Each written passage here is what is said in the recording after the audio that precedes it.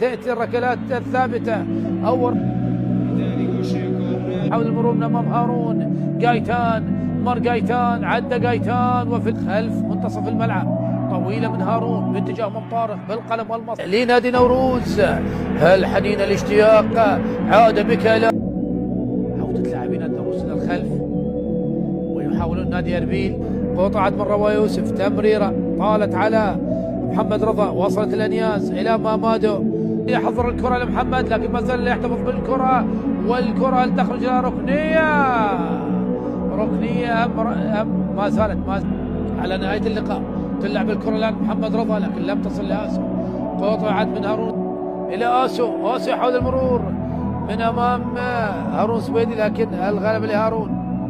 نعم لحق بالكرة تقي، يبحث عن الكرة العرضية والإبعاد من هارون سويدي. شاهدنا أخطاء كثيرة، شاهدنا كرات مقطوعة كثيرة، وأيضا عدم وجود اليوم نادي نوروز أن يعوض بعد مجيء ولي كريم، لكن نتكلم عن المنافس، هو منافس غير عادي، مدرب القادرين على تحقيق اللقب.